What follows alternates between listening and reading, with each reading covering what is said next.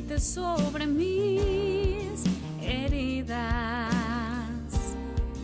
Es el agua en el desierto y el calor en el invierno. Tu palabra es la voz que me habla en la mañana. Es mi consejo cada día y en las pruebas quien me guía. Podría estar perdido como un náufrago en el mar y aún perderlo todo hasta el aliento. Podría estar hambriento como un niño sin hogar, pero yo sé que tu palabra siempre a mí. Podría estar perdido como un náufrago en el mar y aún perderlo todo hasta el aliento. Podría estar hambriento como un niño sin hogar, pero yo sé que tu palabra siempre a mí me sostendrá.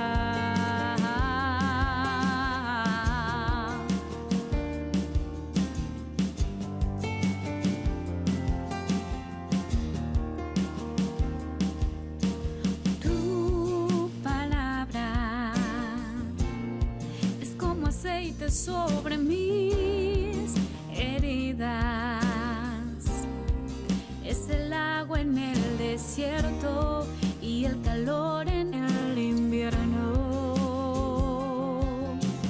Tu palabra es la voz que me habla en la mañana. Es mi consejo cada día y en las pruebas quien me guía. Podría estar perdido como un náufrago en el mar y aún perderlo todo hasta el aliento. Podría estar hambriento como un niño sin hogar, pero yo sé que tu palabra siempre a mí. Podría estar perdido como un náufrago en el mar y aún perderlo todo hasta el aliento. Podría estar hambriento como un niño sin hogar, pero yo sé que tu palabra siempre a mí. Pero yo sé que tu palabra siempre a mí me sostendrá.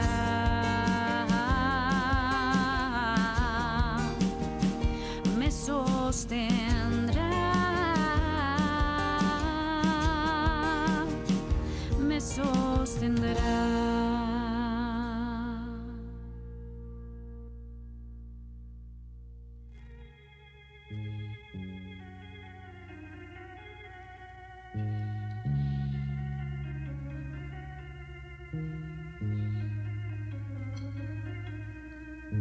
Si en tu vida tienes una pena y tan solo ves problemas, cuando encuentras la razón. Estimados hermanos y amigos, tengan muy buenos días. Que la gracia y la paz de nuestro Señor Jesucristo sea con cada uno de ustedes. Damos gracias a nuestro Dios por esta nueva mañana que el Señor nos concede, en donde somos edificados en su palabra. Oremos. Bendito eres Dios y Padre Celestial. Te honramos y te damos gracias en esta mañana una vez más. Una mañana más, Señor, donde muestras tu misericordia para con cada uno de nosotros. Derramas de tu gracia, Señor, una vez más sobre nuestras vidas, otorgándonos una nueva oportunidad, un nuevo día, Señor, para presentarnos delante de ti, para honrar y glorificar tu santo nombre, Señor, y darte gracias por todo lo que has hecho, por todo lo que estás haciendo y por todo lo que harás en nuestras vidas, Dios Todopoderoso. Señor, te honramos y bendecimos tu nombre y agradecemos por tu palabra, Señor, que viene edificándonos cada día, Señor, que nosotros la leemos, cada día que nosotros la escudriñamos, cada día que nosotros la entendemos, y te rogamos, Señor, que nos otorgues la capacidad de poder poner en práctica lo que aprendemos de tu palabra. Es lo más importante, Señor, para que podamos vivir una vida santa delante de ti, una vida conforme a tu voluntad. Santo es tu nombre, Dios Todopoderoso, te honramos y bendecimos en Cristo Jesús. Amén y amén.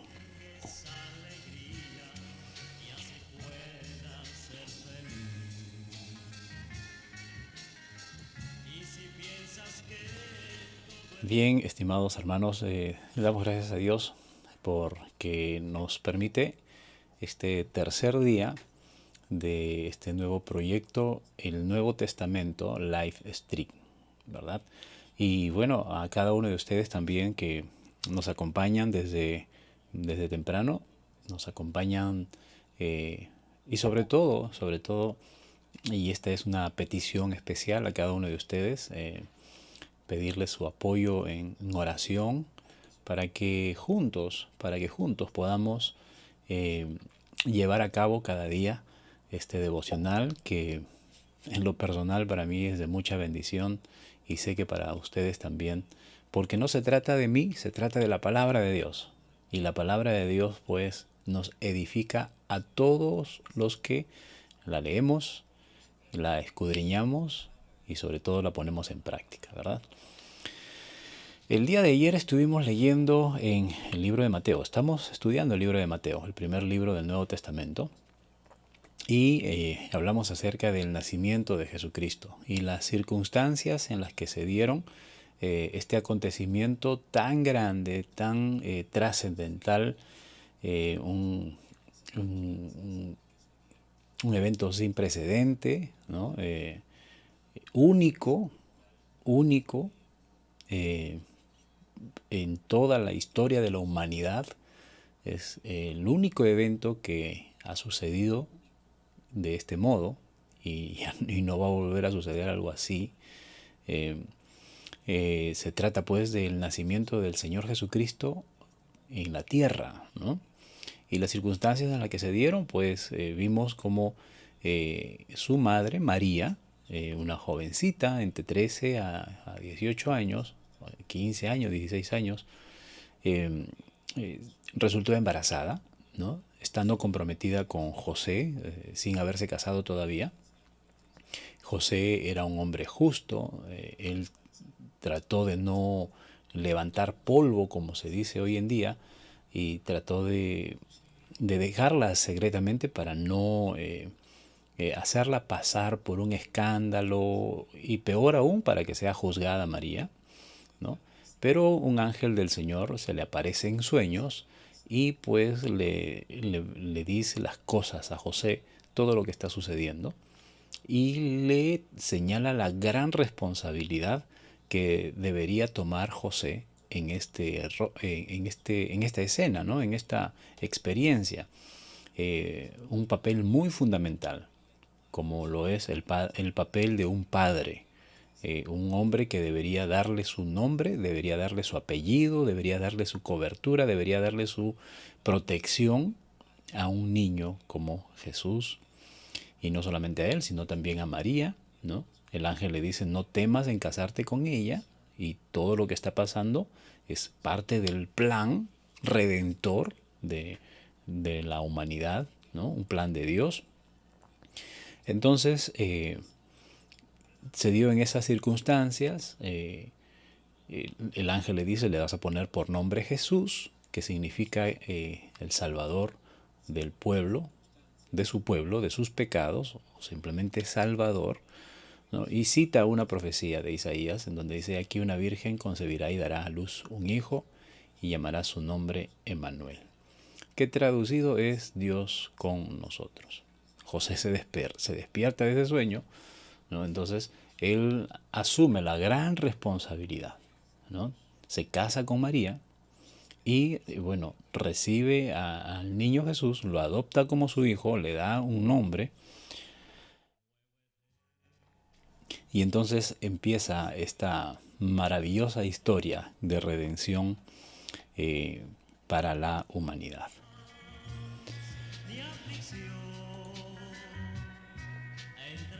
El día de hoy vamos a leer en Mateo el capítulo 2. Pasamos al capítulo 2 y vamos a leer los primeros 12 versículos en donde sucede un evento cercano, digamos así, al nacimiento de Jesús, ¿no? Por tradición nosotros aprendimos, ¿no?, que este acontecimiento de la visita de los reyes magos, ¿no?, de los 3 reyes magos, estoy citando el título que la tradición, ¿no?, nos enseñó, y por años, de repente muchos hemos venido creyendo que en primer lugar eran 3 las personas que vienen a visitar a Jesús y por otro lado que eran reyes, ¿no? Los que vinieron a visitar a Jesús, ¿no? Entonces, otro punto que también por tradición hemos de repente tenido un concepto con respecto al tiempo, que en el día que nació Jesús llegaron los reyes magos a visitarlo en el pesebre, ¿no? Pero ya cuando nosotros hacemos un estudio más profundo de las escrituras, nos vamos a dar cuenta de que todos estos datos que nosotros hemos tenido en mente no son los correctos, ¿no? Entonces, vamos a escudriñar acerca de este acontecimiento en la vida de Jesús, ¿no? Es la visita de los magos. Y les invito a que ustedes puedan abrir su Biblia y vamos a leer Mateo capítulo 2, versículos del 1 al 12. Voy a también ayudarles con algunas diapositivas con los textos bíblicos, ¿no?, si ustedes gustan, pero también es importante que ustedes también lean en su propia Biblia para que corroboren, ¿no es cierto?, que lo que estamos leyendo es tal como el texto lo dice, ¿no? Entonces, en el capítulo 2, el versículo 1 dice: Cuando Jesús nació en Belén de Judea, en días del rey Herodes, vinieron del oriente a Jerusalén unos magos.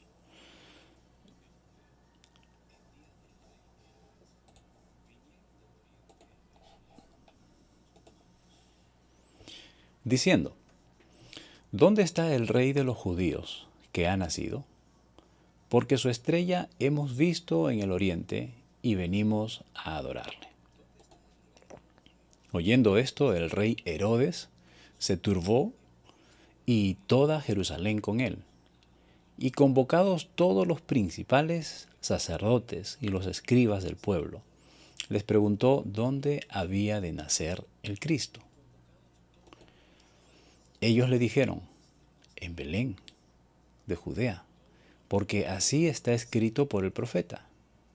Y tú, Belén, de la tierra de Judá, no eres la más pequeña entre los príncipes de Judá, porque de ti saldrá un guiador que apacentará a mi pueblo Israel. Entonces Herodes, llamando en secreto a los magos, indagó de ellos diligentemente el tiempo de la aparición de la estrella. Y enviándolos a Belén dijo: id allá y averiguad con diligencia acerca del niño. Y cuando le halléis, hacedmelo saber, para que yo también vaya y le adore. Ellos, habiendo oído al rey, se fueron, y he aquí la estrella que habían visto en el oriente iba delante de ellos, hasta que llegando se detuvo sobre donde estaba el niño. y al ver la estrella se regocijaron con un muy grande gozo. Y al entrar en la casa, vieron al niño con su madre María, y postrándose lo adoraron. Y abriendo sus tesoros, le ofrecieron presentes, oro, incienso y mirra. Pero siendo avisados por revelación en sueños que no volviesen a Herodes, regresaron a su tierra por otro camino.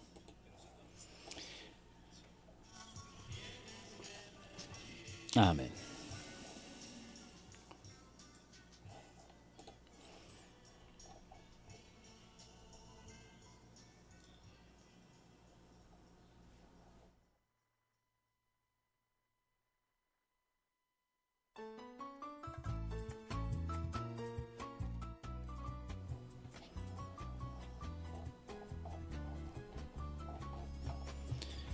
Bien, entonces, estimados hermanos, como ya habíamos mencionado, el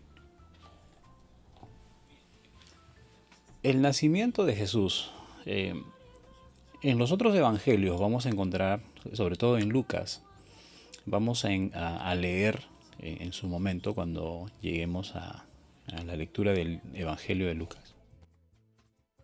Las circunstancias, algunos detalles más acerca del nacimiento de Jesucristo, todo lo que aconteció en esos momentos.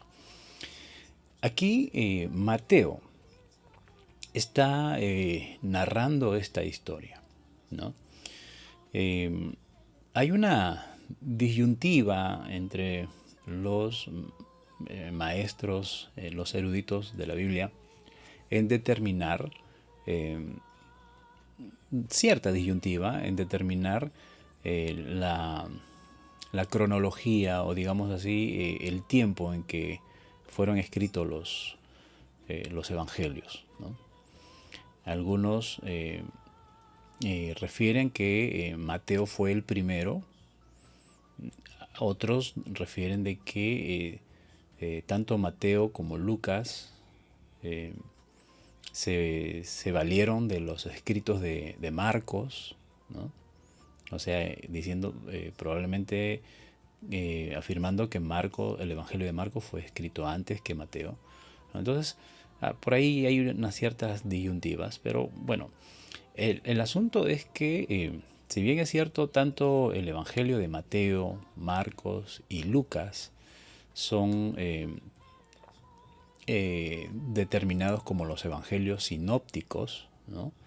O sea, quiere decir de que estos tres evangelios están narrando esta historia desde un punto de vista casi parecido, ¿no? No exactamente igual, porque vamos a encontrar siempre diferencias, aunque algunas historias coinciden y algunas historias no coinciden en tiempo y en forma de cómo ellos lo expresan.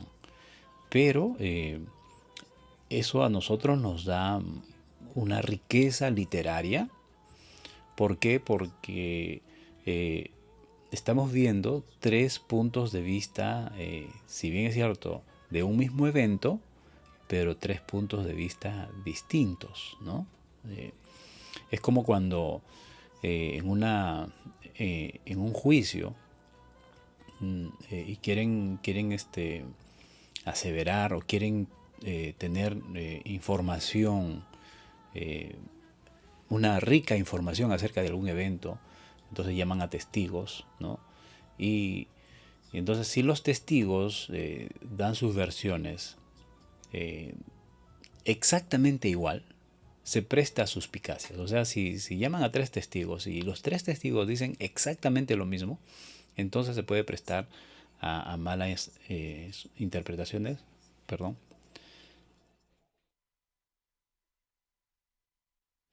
Disculpen. Podríamos decir que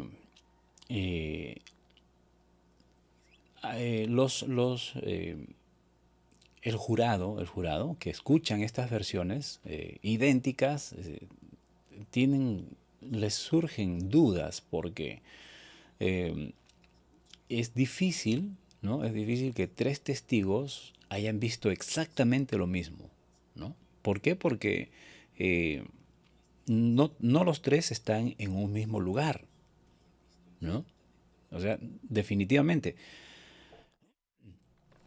Así, por ejemplo, yo estoy parado aquí y otro testigo esté parado justo al lado mío, pegado a mí, aún esa, esa pequeña distancia ya cambia el punto de vista de algún objetivo ocular, ¿verdad? Entonces, eso da razón a que yo puedo decir, yo vi esto y la persona que está a mi lado dijo, yo también vi esto, pero también vi otra cosa, ¿no? Entonces, esa argumentación enriquece más para poder investigar un evento. Entonces, en el caso de los escritores de los evangelios, pues estamos viendo digamos, una situación así. Ellos narran la misma historia con diferentes detalles que en vez de traernos controversia a quienes nosotros amamos la palabra de Dios, al contrario nos enriquece. Estos son argumentos que cogen los que están contrarios a las escrituras, ¿no? Llámense ateos, agnósticos. Ellos dicen, no, mira, Mateo dice una cosa y Marcos dice otra cosa de la misma historia. Entonces, no hay que creer a la Biblia. No, al contrario. Si Mateo dice una cosa y Marcos dice otra cosa, enriquece más el conocimiento de aquel evento que están narrando, ¿no? Entonces, Mateo registra esta historia. Los otros evangelios no lo registran. Mateo registra eh, em, este evento que sucedió en días del Señor Jesucristo, en donde unos sabios vienen a visitar a Jesús, ¿no? Entonces, hemos leído el versículo 1, que dice, cuando Jesús nació en Belén. Recuerden que estaba profetizado. Incluso Mateo cita una profecía, ¿no? Dice, y cuando nació en Belén, cuando Herodes el Grande era el rey de ese país. La familia de los Herodes, ¿no? Era una dinastía, se dice que era una dinastía muy, muy cruel, muy pagana, muy malvada. Este Herodes no era judío, netamente. Él era un idumeo, era descendiente de los edomitas, ¿no? Recuerden que los edomitas son los descendientes de Esaú, hermano de Jacob, ¿no? Entonces, por lo tanto, era un gentil. Pero ¿cómo llega a ser rey de Israel cuando se supone que los reyes tienen que ser de la línea de los israelitas?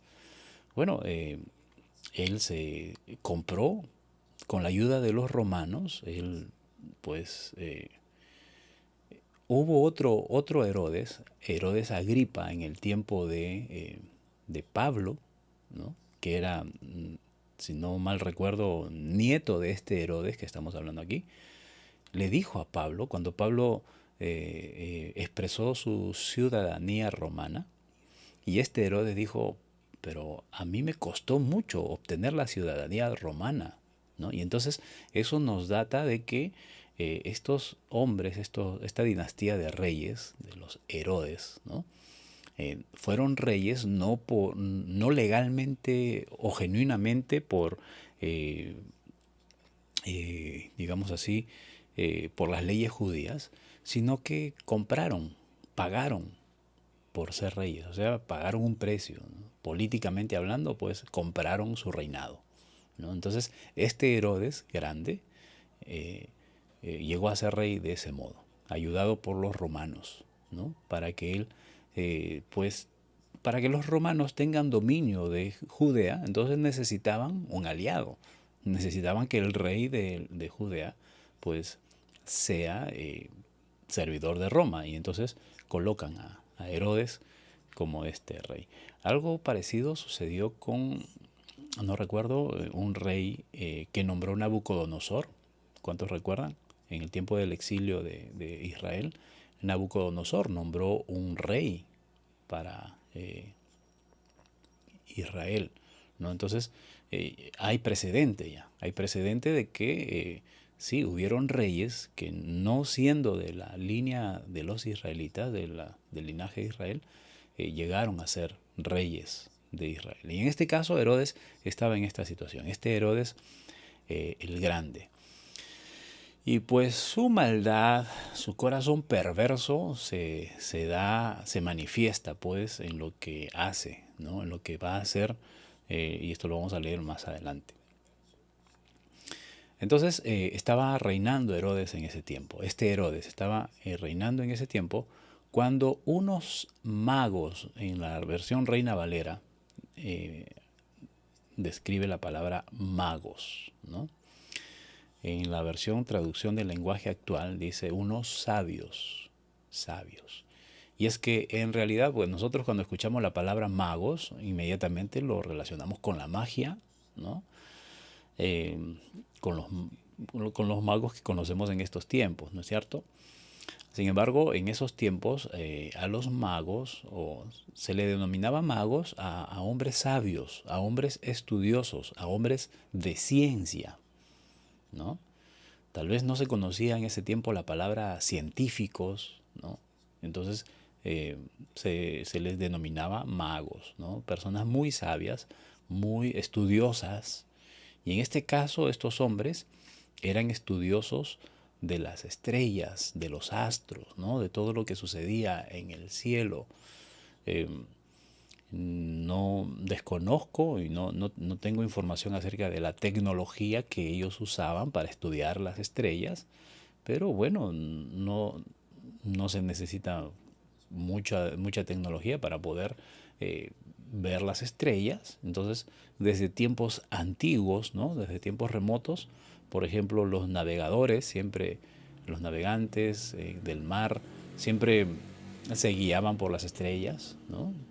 Tenemos, por ejemplo, en el tiempo de los incas, ellos medían el tiempo por el comportamiento del sol, ¿no? Por la sombra, se han hallado relojes de sol y todo esto. Entonces, también se acuerdan cuando este profeta, este rey a quien el Señor le otorgó 15 años más de vida, ¿no? La sombra retrocedió. Entonces, en esos tiempos se medían, ¿no? Tenían este tipo de métodos para medir el tiempo, para estudiar las estrellas y todo esto, ¿no? Lógicamente hoy en día ya existen aparatos, la tecnología pues ha abrumado, ¿verdad? Nosotros mismos podemos tener acceso a los satélites por medio del internet, hasta donde se nos permite también, ¿verdad? Poder ver imágenes. Por ejemplo, yo recuerdo, no sé hace cuántos meses fue, de que hubo una expedición al espacio y estaban transmitiendo por internet en vivo, ¿no? Estaban transmitiendo todo este acontecimiento desde la nave espacial, ¿no? Entonces tuve oportunidad de ver algunas escenas de cómo se veía la Tierra desde el espacio y lo podíamos ver por internet, ¿no? Hoy en día tenemos esa facilidad. Bueno, en estos tiempos estos hombres sabios tenían su propia tecnología de la época y estudiaban las estrellas, ¿no? Entonces a ellos se les consideraba magos, ¿no? Entonces no era porque practicaban la magia ni nada que ver. Ahora, reyes. ¿Eran reyes? Bueno, la Biblia no menciona que eran reyes. Tampoco menciona que eran tres. Simplemente dice unos magos. Ahora, ¿de dónde salió que eran tres? Incluso la tradición también le ha puesto nombres, ¿no? ¿Cómo eran? Melchor, Gaspar y Baltasar, ¿no? Entonces, pero bueno, en la Biblia no encontramos que sean tres, menos los nombres. Y lo que sí podemos ver, por ejemplo, creo que es en Números, no, Salmos. En Salmos capítulo 72, versículos 9 y 10, dice: Ante él se postrarán los moradores del desierto y sus enemigos lamerán el polvo. Los reyes de Tarsis y de las costas traerán presentes. Los reyes de Sabá y de Seba ofrecerán dones. Todos los reyes se postrarán delante de él. Todas las naciones le servirán. ¿No? Entonces, probablemente estén relacionando esta profecía, ¿no? Esta profecía de los Salmos. Esta profecía fue es un salmo para Salomón, ¿no? Entonces, si están tomando desde esta profecía, entonces probablemente por eso relacionen de que sean reyes, ¿no? Estos hombres que visitaron a Jesús. Ahora, no exactamente está diciendo que tres reyes vendrán a visitar a Jesús, a adorar a Jesús, sino que dice, generaliza, los reyes de la tierra, todos se postrarán, y definitivamente, no conozco, no tengo información acerca de un rey en la actualidad, ¿no?, que se postre ante Jesús. Pero, estimados hermanos, un día, todo hombre, todos, absolutamente todos, no habrá ni uno solo. Yo recuerdo cuando estaba niño, cuando estaba en el colegio, estaba adolescente, tenía un amigo, lamentablemente ya partió. Este amigo, en ciertas ocasiones conversábamos, ¿no? Y él me decía, yo nunca me voy a postrar ante Dios, decía así. Desde temprana edad, miren cómo había cerrado su corazón. Yo nunca me voy a postrar ante Dios. Cuando él decía eso, ya desde pequeño yo sentía un cierto celo, ¿no? Y decía, pero ¿cómo es posible si Dios es Dios? Todos nos vamos a postrar ante Él. No, yo nunca me voy a postrar ante Él, dijo. Tuve la ocasión de invitarlo una vez a la iglesia. Estábamos todavía en el colegio, ya estaba un poco más grande. Cuando él dijo eso de que nunca se iba a postrar, estábamos en primaria. Y ya cuando estábamos en secundaria, lo invité a la iglesia y lo vi pasar al altar y se postró. Nunca le eché en cara, pero en ese momento cuando lo vi postrado, arrodillado en el altar, se me vino a la mente cuando él decía, yo nunca me voy a postrar ante Dios. Y ahora lo veía ahí postrado y honestamente, hermanos, me quebranté de verlo postrado ante el Señor. Entonces, hay mucha gente hoy en día así que dice, yo nunca me voy a postrar ante el Señor, ¿no? Dios incluso niegan la existencia del Señor y dicen, no, nunca me voy a postrar ante Él. Bueno, si no logran postrarse ante Él estando en vida en esta tierra, bueno, un día van a estar delante de Él. Y todos, absolutamente todos, se van a postrar ante Él. El problema es que algunos nos postraremos ante Él, rendidos ante Él y agradecidos de poder ver cara a cara a nuestro Redentor, y nos vamos a humillar delante de Él, a punto de recibir nuestras coronas, nuestros galardones, ¿verdad? Y pasemos a una vida eterna, a gozar ya de la vida plena con Él. Y digo que lo lamentable es que otros se postrarán ante Él pidiendo piedad, pidiendo misericordia, pero en ese momento ya va a ser demasiado tarde. Ya va a ser demasiado tarde. Entonces, pero todos, absolutamente todos, se postrarán ante el Señor. Entonces, estos hombres, ¿no? Estos sabios, vienen con esa intención. Ahora, ellos estaban muy convencidos de que había nacido el Salvador, de que había nacido el Rey de la humanidad, y ellos venían a adorarle. Ese fue el propósito de su viaje, ¿no? Entonces ellos vinieron desde el oriente, ¿no? Desde un país del oriente, llegaron hasta Jerusalén. Y bueno, cuando llegan a Jerusalén, lógicamente causaron un gran alboroto. Y bueno, si fueron tres, que lo que la Biblia no menciona el número, ¿no? Pero algunos, miren, algunos maestros, escuché un comentario de un maestro que dijo, probablemente hayan sido como 300 hombres también. ¿Mm? Y él dice, yo no sé por qué han encasillado el número a solamente 3 personas, porque probablemente hayan sido hasta 300 hombres que hayan llegado, ¿no? Entonces, pero definitivamente no fueron 3, fueron más los que vinieron. Llegan a Jerusalén y lógicamente causan un gran alboroto, ¿no? Y pues llegan hasta el rey. Ahora, ¿cuánto duró el viaje? Saquemos cuentas nada más.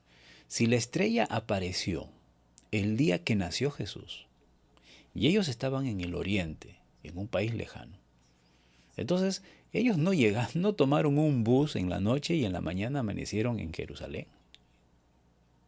Ellos vinieron en camellos. Y ahora ellos tenían que ser guiados por la estrella. Entonces su viaje probablemente solamente era en la noche. En el día ellos detenían su viaje. En donde estaban tenían que detener su viaje en el día porque no veían la estrella. Y cuando nuevamente anochecía y empezaba a oscurecer y empezaban a ver nuevamente la estrella, emprendían nuevamente su viaje. Entonces no era un viaje continuo de estos hombres hasta Jerusalén. ¿Desde qué país del oriente? Tampoco no se sabe. Algunos eruditos refieren que probablemente haya sido Mesopotamia, ¿no? Entonces ellos emprendieron ese viaje y no duró un día, ni 2, ni un mes. Estamos hablando de un viaje de meses. Y probablemente, según algunos eruditos, este viaje haya durado aproximadamente un año. O sea, no fue exactamente, o sea, ellos no llegaron a Jerusalén exactamente el día que nació Jesús. El día que nació Jesús apareció la estrella, hasta donde entendemos, y ellos al ver la estrella, y ya habían estado estudiando la venida del Mesías, la venida del Señor, entonces ellos dijeron, miren, esa es la estrella. Emprendamos el viaje. Tuvieron que preparar el viaje, tuvieron que preparar las ofrendas que trajeron, ¿no? Tuvieron que prepararse, hacer todos los preparativos y emprender el viaje. Ahora, ¿cuánto tiempo duró? Bueno, estamos calculando más o menos que no fue un día ni 2, por lo menos fueron meses, ¿no? Meses. Entonces, cuando llegan, después de este largo viaje, llegan a Jerusalén, entonces ellos tienen acceso al rey, ¿no? Entonces, cuando se presentan delante del rey, le hacen una pregunta que definitivamente un rey nunca esperaría, ¿no? Si él es el rey, Herodes es el rey de Jerusalén, y vienen unos extraños y le dicen, ¿dónde está el niño que nació para ser el rey de los judíos? ¿No? O en otras palabras, como dice la Reina Valera, ¿dónde está el rey de los judíos que ha nacido? Definitivamente esto, al rey, ¿qué cosa? Pero si yo soy el rey, ¿cómo vienen a decirme que ha nacido el rey?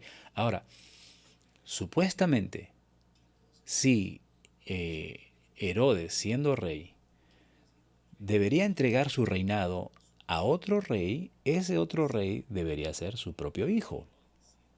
Porque un rey se hereda de padre a hijo, un reinado se hereda de padre a hijo, ¿verdad? Entonces, Si Herodes estaba pensando entregarle su reinado a alguien, pues él tendría que estar pensando en su propio hijo.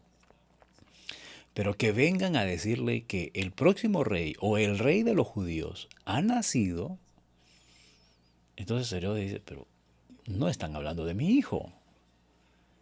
Entonces desde allí ya Herodes se turbó, dice la escritura, ¿no? Ellos dicen, porque hemos visto su estrella en el oriente y hemos venido, miren, hemos venido a adorar a ese rey. Ellos estaban delante del rey de los judíos, delante de Herodes. Y a Herodes no le adoraron. Probablemente le hicieron una reverencia porque era rey, ¿no? Pero no le adoraron.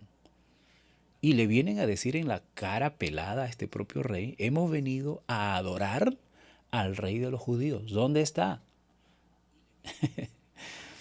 Siempre cuando comparto esta historia con los estudiantes del colegio les pongo este ejemplo. Es como, por ejemplo, tú te vas al mercado y te vas al puesto donde venden papas.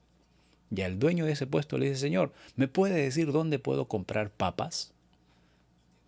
¿Cómo va a reaccionar el señor que vende papas? Uy, pero si yo estoy vendiendo papas, ¿por qué me preguntas a mí? ¿No? Entonces, este rey, siendo el rey de los judíos, vienen personas extrañas y le dicen, ¿dónde está el rey que ha nacido? El rey de los judíos. Hemos venido a adorarle. Definitivamente esto no le gustó a Herodes, ¿no?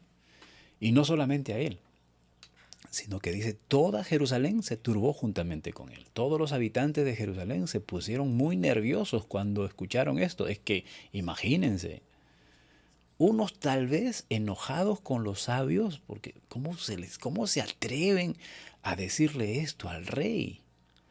Otros, tal vez con una sonrisa escondida en la cara, diciendo, ya era hora que le digan sus verdades a este rey malvado, ¿no? Bueno, había de todo, ¿no es cierto? Entonces, esto no le gustó nada y la gente se alborotó, la gente se escandalizó. Toda Jerusalén, dice la Reina Valera, se turbó con él, juntamente con Herodes. Pero Herodes, bueno, lógicamente era el rey, él tenía que estar informado de todo lo que sucedía en Jerusalén. Y tal vez no por iniciativa propia, pero él tenía gente a su costado a quienes él podía consultar, ¿no? Siempre un rey se debe rodear de gente que lo ayude. No es de sabios el reinar solo, ¿no? Creyendo que lo sabe todo. Bueno, este rey, por lo menos si hay algo bueno tenía, era que tenía consejeros, ¿no? Aunque de repente no los idóneos, pero bueno, tenía consejeros. Por lo menos consultaba a otras personas, ¿no? Y este rey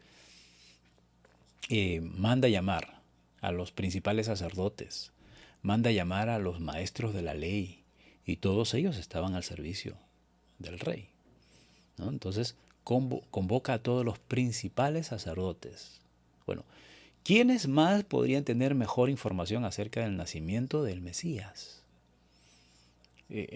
Herodes inmediatamente relacionó el nacimiento de un niño, rey de los judíos, y vienen a adorar. Ah, no, estos están hablando del Mesías. Y manda a llamar a los principales sacerdotes. Díganme, ¿qué dicen las escrituras? ¿Qué dicen las profecías acerca de esto? Y ellos pues citan a Miqueas, ¿no? La profecía que en Miqueas, vamos a leer en Miqueas capítulo 5, versículo 2, es la cita, el texto que ellos citan. Dice Miqueas 5:2, pero tú, Belén Efrata, pequeña para estar entre las familias de Judá, de ti me saldrá el que será Señor en Israel, y sus salidas son desde el principio y desde los días de la eternidad. Miren, saldrá el que será Señor de Israel, y sus salidas son desde el principio. O sea, estaba desde el principio y aún desde los días de la eternidad. Y es lo que ellos citan. Ahora voy a leer lo que Mateo refiere. Dice, y tú, Belén